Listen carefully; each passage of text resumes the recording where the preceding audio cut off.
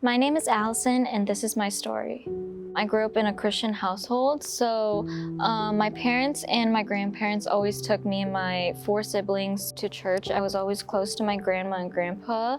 They would take us everywhere they went. As a kid growing up, it did feel like a ritual to go to church. It felt like something we just had to do every Sunday. I didn't really feel connected to it in a way, but as I grew up, I knew that God was something important that I needed in my life. When we didn't go to church after the pandemic hit, then I really felt lost, and I felt like I didn't have like a stable relationship with God. And after my grandma passed away from COVID, then that's when I really started struggling. I really didn't have like the motivation to go to church or be surrounded and have a relationship with God because I was doubting Him and blaming Him a lot. And I was questioning why He would take my grandma away from me and take away my best friend. So I felt very disconnected from God. I sort of fell into a very dark place. I lost who I was. I was turning away my family, and I knew that this wasn't the person that God created me to be. Deep inside my heart, I knew that God had a bigger plan than what I was going through.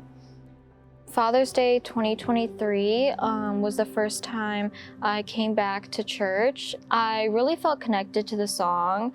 I felt like God was speaking to me again. He was lifting a weight off my shoulders that I didn't know that I really had.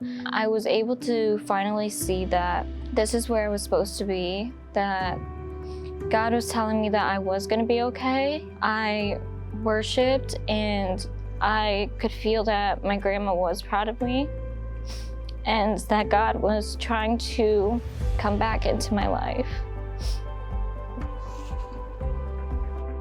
Since coming to Heritage Church, I've been able to find who I was. That Father's Day 2023, I think, was really the turning point for me, and I really surrendered my life to God that day. I was putting off being baptized for a little while because I was skeptical. I knew that this was where I had to be, and that this was who I wanted to devote my life to. And that day, I decided that I was gonna work harder on being a Christian and following the words of God. I feel like the next step would be letting my family members and my friends know that I am working on this relationship with God, that this is the right thing for me, this is where my life is headed. And so getting baptized at Freedom Hill was what the next step was. I'm super excited to get baptized at Freedom Hill. I feel like this will continue to build off my relationship with God, and I feel like this will be the next step of making me the version that God wanted me to be, and I can't wait to take that leap of faith.